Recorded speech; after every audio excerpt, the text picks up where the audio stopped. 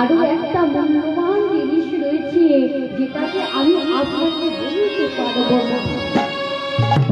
শোনো বাবাজি, আমি যতক্ষণ না পর্যন্ত স্নান করে ফিরে আসি ততক্ষণ আমার এই থলেটা তুমি মাথায় ধরে রাখবে। কথা বলো। আরে বাবা, হ্যাঁ হ্যাঁ, বৃন্দাবনে এসে যদি ব্রজবাসীর আজ্ঞা মানে কথা পালন করতে না পারলাম তাহলে বৃন্দাবনে আসাতে আমার পিতা হয়ে যাবে। আমার কাছে দাও। শোনো বাবাজি, এই থলেটা এমন ভাবে নিতে হবে না, এই থলেটা ঘুমায় মাথায় ধরে রাখতে হবে।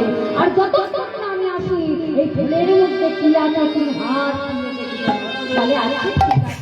আমরা ভক্ত, এর এতটুকু আমাদের বলে দিতে হবে না, অপরের কোনো জিনিসে আমরা গ্রহণ বলে তাহলে তো হয়ে গেল, এটা থেকে গেল।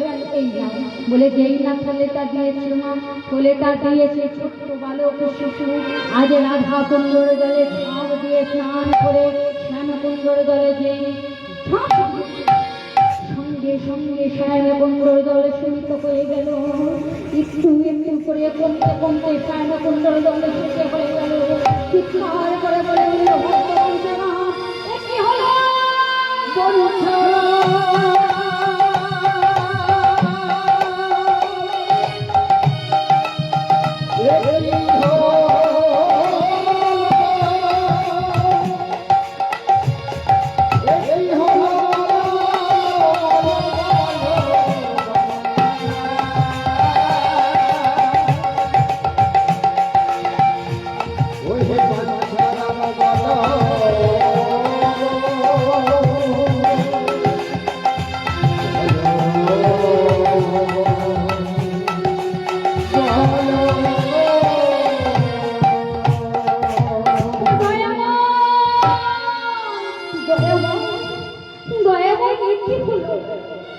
একটা মানুষ সেই সকালবেলা জলের মধ্যে ডুব দিলেও আস্তে আস্তে জলটা যে সিক্ত হয়ে গেল, অল্প হয়ে গেল। ও মায়া, একটা মানুষ জলের মধ্যে কতক্ষণ ডুবে থাকে? 1 মিনিট, 2 মিনিট, 2 মিনিটে ডুবে থাকা খুব কষ্টকর।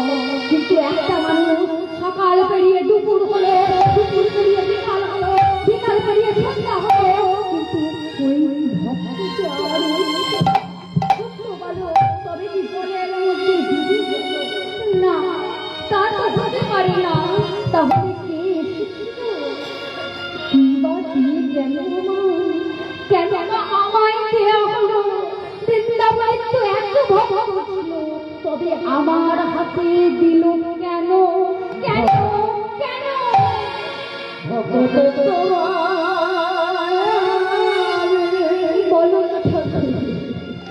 আমি হতে পারি না, আমার বন্ধা চলো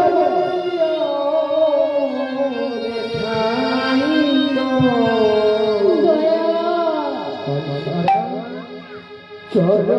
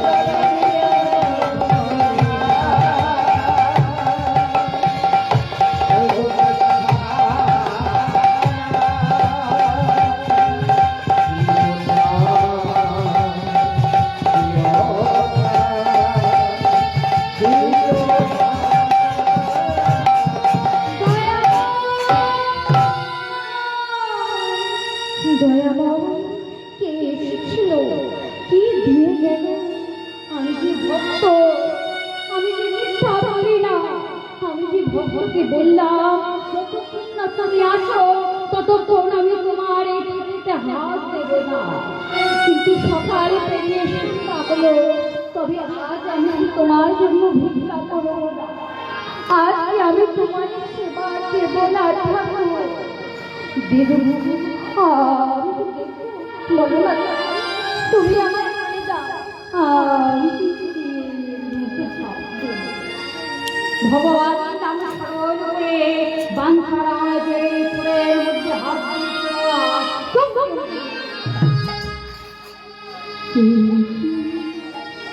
সারায় অঙ্গ কাঁঠালের গায়ের মতো কাটা দিয়ে উঠল।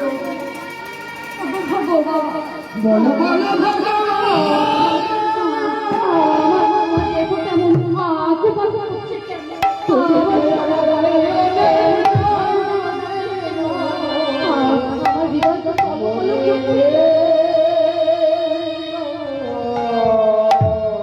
কেমন হচ্ছে আমার এমন জীবন দেখা দিচ্ছে কেন?